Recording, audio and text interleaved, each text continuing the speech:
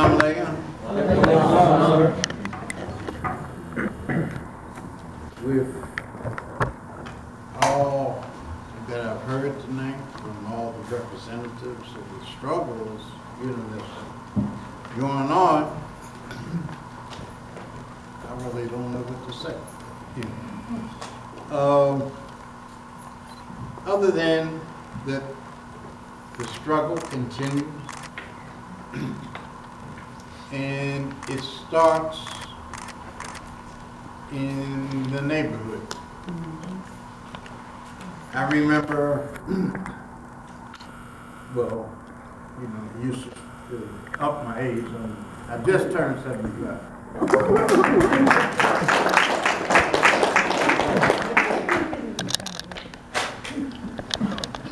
July 31st, my youngest child, she turned 23, July 30th. I'm a great-grandfather.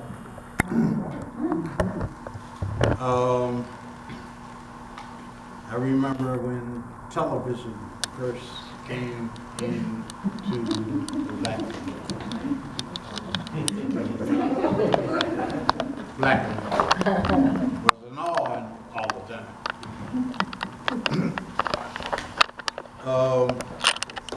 So you're supposed to learn something from struggle. I was blessed and think I asked Allah to bless my ancestors, bless my mother and father. I never appreciated my parents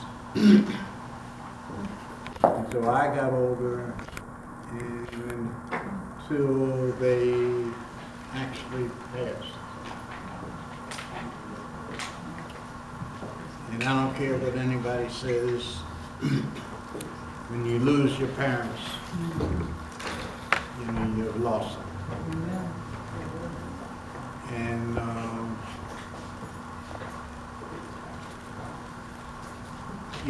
your first teacher never gets credit. Right, Mom? Right, Mom? Right, Mom? Your mother's your first teacher.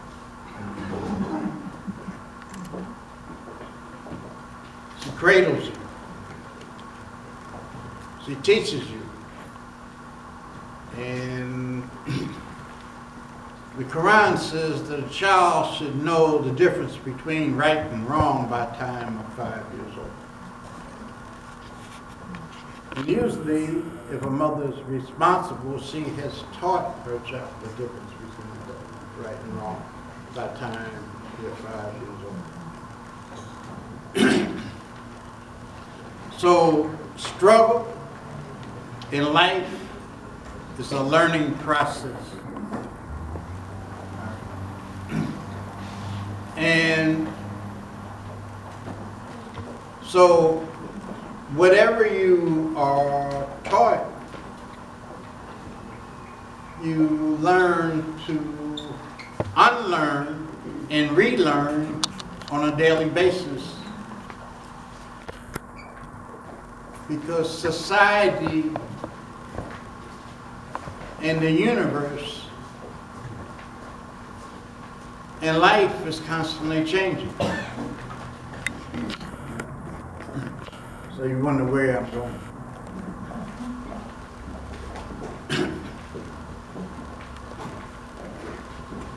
One of my teachers, Grace Lee Boggs, said that the struggle that we're in goes back 50,000 years. And that may be hard for us to imagine, that oppression has been in human society that long.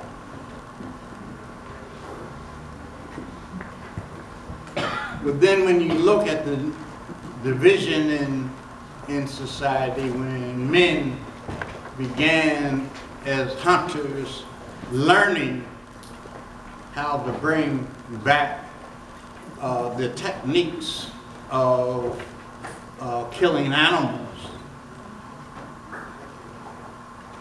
society begins to go through a change. First, the women were controlling because, you know, we weren't bringing back, you know, so much of a kid.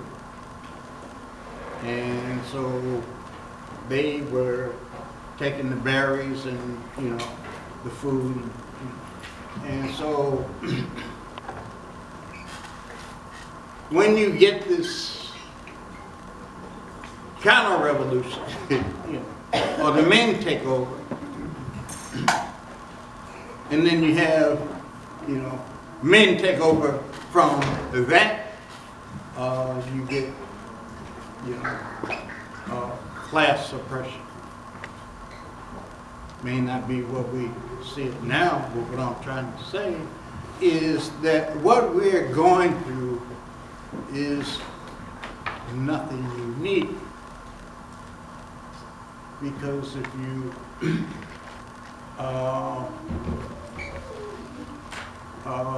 go to Spain, you go to England, you go to France, you go to, you know, Europe, Russia, you know, China, wherever, you now have a world system that dominates 24/7. Our thinking.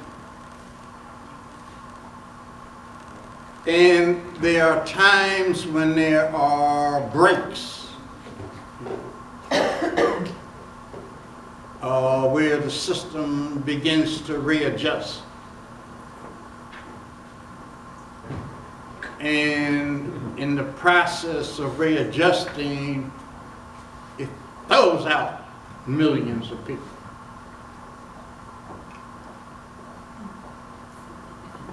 We have been able to adapt often as just grassroots people sticking together. You know, I mean, our families survived the 30s. Another one of my teachers was Ella Baker. She was here in the 1930s. She said she could get African Americans, you know, buying collectively in consumer cooperatives, because we were at dirt bottom in the Depression. Soon as the war comes, you know, and people in the war industry and money, is she going to get them to cooperate anymore?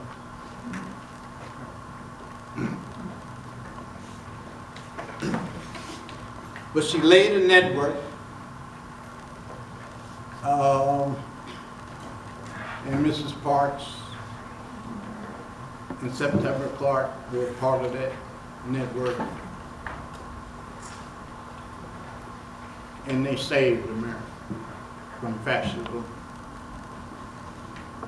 with the Montgomery bus boycott. The women did. And throughout Martin as the spokesman.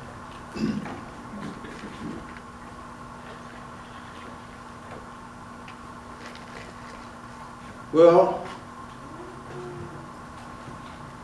you know, I was part of that process. My father was in the NAACP. And so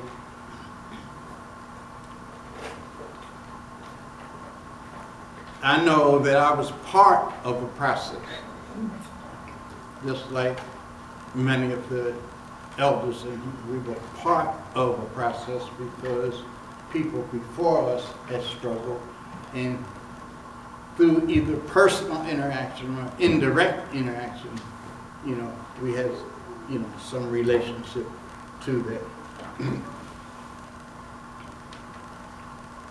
For the last 500 or some years,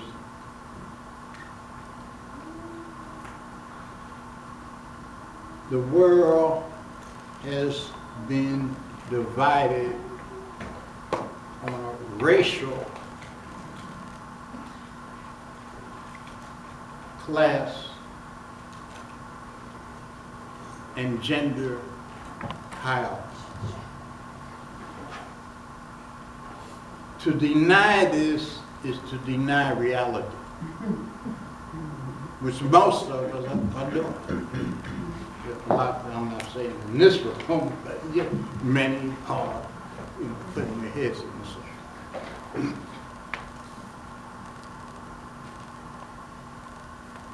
People in what we are facing in 2016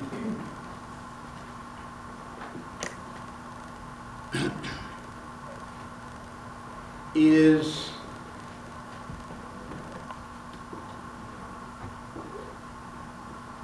accumulation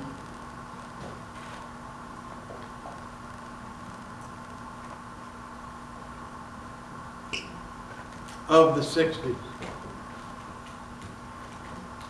And I'll try to, explain.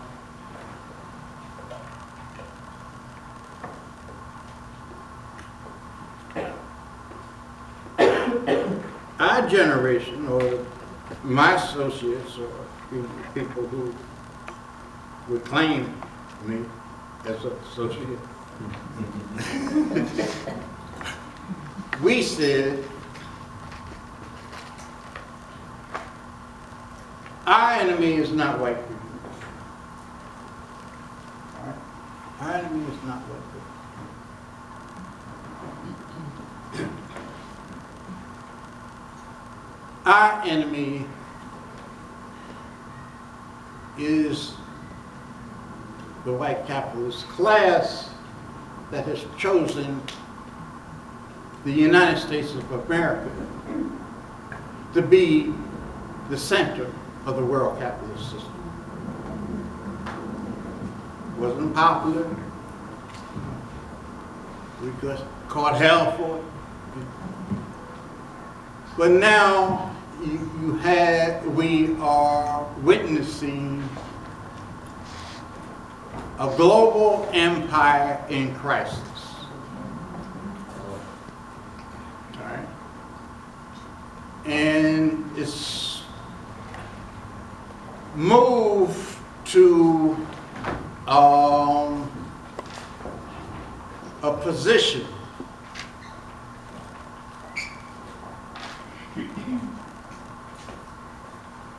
of structural fascism or cowboy fascism.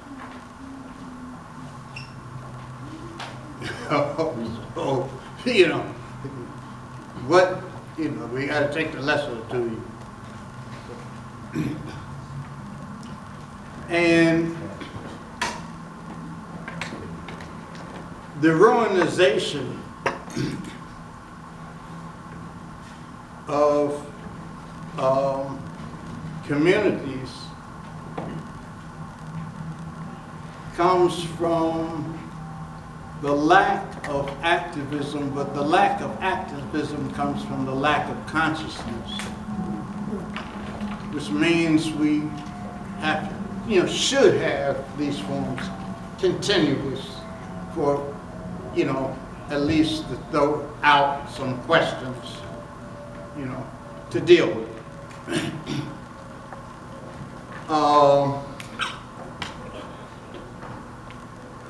When I was growing up, you crossed one street, the Irish were there, the Italians were there, and so then they moved on. That was structural. Your second largest, not the first one, that's the first one, is your housing industry. Because you pay more for a house, in your lifetime, and then second is auto. And so I used to, a lot of my white students didn't like it, but I said, y'all more bamboozled than us. White people move 2 or 3 times in a lifetime. Yeah.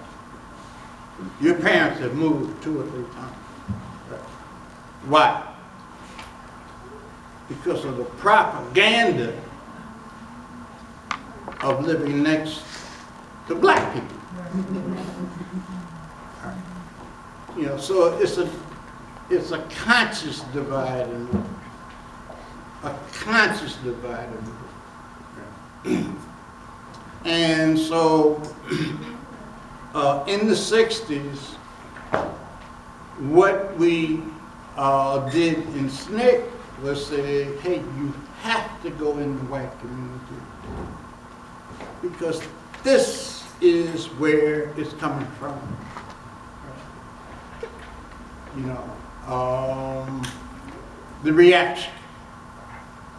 This is where, you know, the supporting of your war machine. This is where the support of all your reactionary Congress people are, right?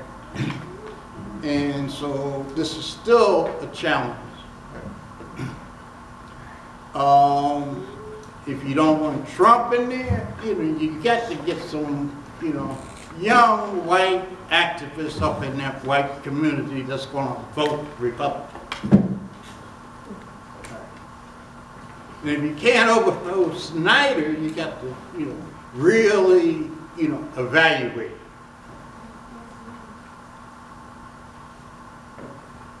You know, movement-wise in the state of Michigan, when he comes up for re-election.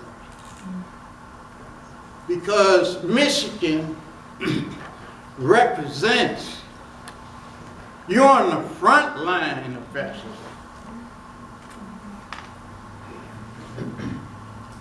It's not coming, folks. It is here. All right. Anytime they pour some water, what are they trying to do? Get rid of you. All right. And so, you know, this is so the gentrification is that there's a lack of resources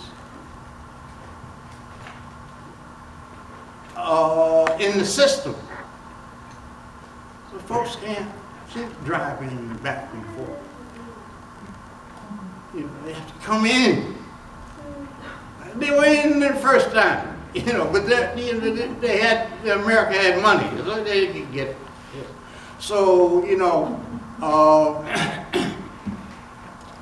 we need to develop a sense of community to hold on to what you have in order to advance. Now, you cannot hold on to what you have if you're killing one another. Now, this is the systems. The system, you know, I mean, this is what we were about. We should stop fighting among one another. We said unite or perish, and we are perishing. Because we wouldn't unite. And we was fighting one another. You got to fight the system. And in the process of fighting the system, make yourself where you begin to work with your neighbor again. Because as I was growing up, we would play cowboys and Indians. We would run through neighbors' houses across the street, you know, through screen doors, out in the alley, and, you know, up and down the street. When I came back home, my grandmother had bars on her window. You know, bars on them. So, you know, there was a process that has happened. Right. And so we have to be clear, those of us who are in, you know, oppressed African American communities, because we're hit too, doubly. All right. is that racism gives us an internal disintegrative weakness for the enemy to come and use it against us. So in our process, we want to educate our white folks. All right, because as Du Bois said in the Education of Black People, which was edited by Herbert Apthex, the struggle for integration, as he said, was one. I think he wrote it in '59, maybe right before he left. He said, I'm not against that. Integration of sport. I'm for racial equality, but I'm not for assimilation. He said, what's going to happen is that our children, one is going to be the elimination of a lot of black teachers, and two, our children will be in hostile environments. In 1966, when we were forming the Black Panther Party in New York, my wife's daughter was 9 years old. So on Saturdays, I would take the children to the museums, teach them, and Malcolm used to take all the children in the Nation of Islam, so I, not on a religious basis, but just her and her friends, and teaching her about society and about Marcus Garvey and others.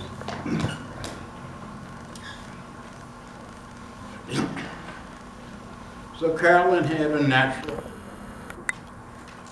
And so the teacher said, Africans are in the jungle, wearing grass skirts and she said, no, my father taught me better than that. This teacher was so enraged, ran up to her, grabbed her in the hair, and drug her out of the class. Then my wife's pregnant with Nefertiti, oldest daughter. She's close now. She's still in the stomach. So I'm telling her, well, okay, I go get in touch with you. Don't get upset. You know how they had to drag me in.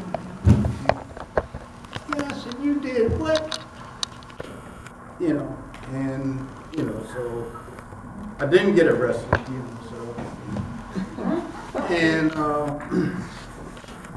that process is happening over and over and over and over and over again. It has never stopped.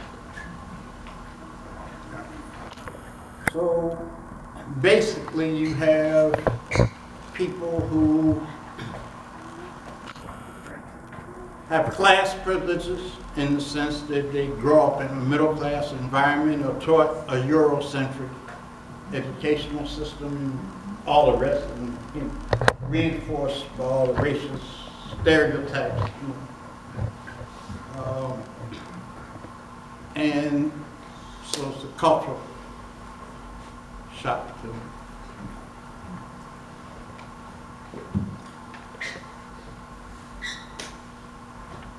Parents and you're doing it. You know. So that's a process. But I want to say that what you're doing is excellent, and bringing people from different struggles. You want to be on the ground because the issues have not changed. All right. I mean, our first rebellion in Philadelphia happened in 1963 because Willie Philyaw, who was a black epileptic, had a disturbance with a white grocer. So a white cop comes up and shoots him in the back of the head. Plants a little knife on his back. Nothing. We're having a rally, and the 17-year-olds, okay, all right, and they just ran up Susquehanna Avenue, breaking the windows, and you know, they were full. One of the first rebellions that we witnessed. There's nothing new, yeah, at least with that. You know, I've testified when the federal grand jury said that they're investigating people who are un-American. I was the first to be investigated in 1965. So I pleaded the fifth to the law, and they said, Stanford, if you plead the fifth again, we will indefinitely incarcerate you. So the next time, you know, you might have said, didn't you live at 3061 Field Street? You know, that's where I got my passport. I said, on May 26, 1963, I was attacked by 10 police, beaten unconscious, and periodically I have a blank eye of conscious. So there's nothing new. All right. Claude Marks is in the back there from Freedom Archives, has produced, and he's constantly producing. Look at COINTELPRO 101. Every community rose up in the 60s. There's a video the day that the 60s died. I taught at Kent State adjunct. And every year there's a memorial. I came to the memorial. And to show you the delivery of the ruling class, they almost lost control. There was a brother, he said, I was there. And I was going to go down to the demonstration. National Guard said, come here. Huh? You don't do it. This ain't for you. This is a black man, young black man. What do you mean? This now? Get it.